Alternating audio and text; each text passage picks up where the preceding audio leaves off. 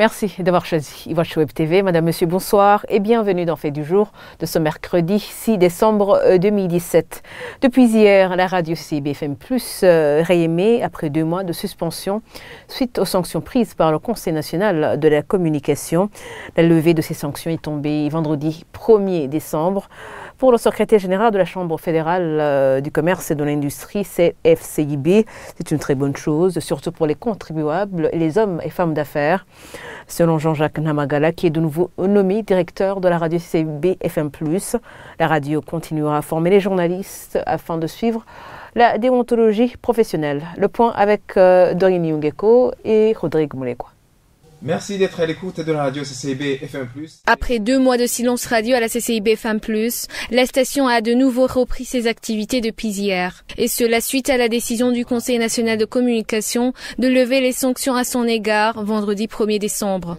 Selon le secrétaire général de la Chambre fédérale du commerce et de l'industrie du Burundi, CFCIB, cette institution vient de retrouver sa béquille parce que les contribuables, les femmes et hommes d'affaires burundais, avaient été privés de communication. Avec cette fermeture de la radio CCIB FM+, la Chambre fédérale se retrouvait privée d'une de ses béquilles importantes, à savoir la communication au quotidien avec les contribuables, avec les hommes et femmes d'affaires burundais, avec surtout même les investisseurs étrangers qui souhaitent apporter leurs capitaux dans ce pays.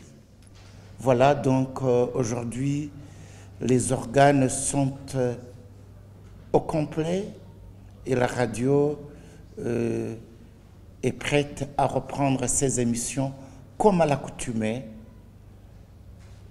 conformément à la loi sur la presse et d'autres lois et règlements régissant le métier de la presse au Burundi.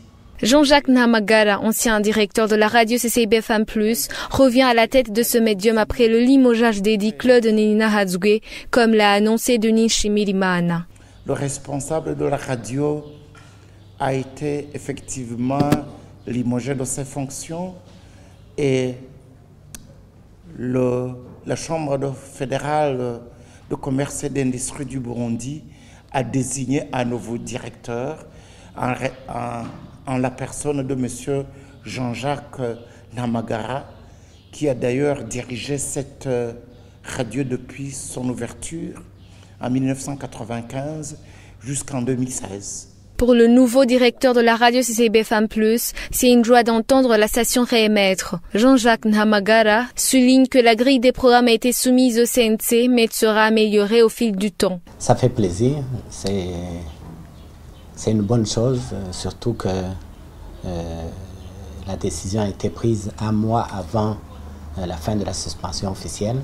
Et donc, cela veut dire que le Conseil national de la communication a tenu compte des appels du pied répétés de la Chambre fédérale de commerce et de ses dirigeants pour que cette radio réouvre. Nous allons donc continuer à former les journalistes. Vous savez que la plupart sont jeunes et nous allons essayer d'encadrer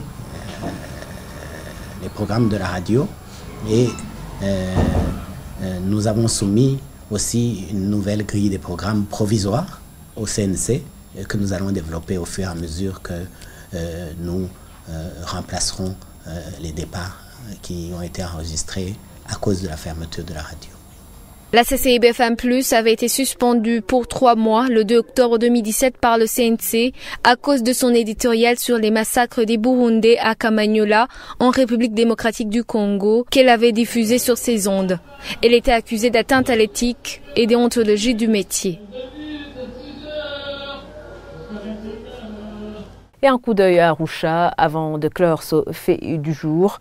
Plus que 2 jours avant la clôture des pourparlers qui se déroulent dans la ville tanzanienne, le facilitateur Benjamin Mkapa continue à recevoir les représentants des différents groupes.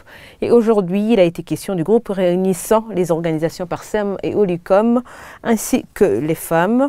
Ce groupe a notamment indiqué aux facilitateurs que l'accord de paix d'Arusha devrait être respecté et que les conditions n'étaient pas réunis pour prétendre à la modification de la Constitution.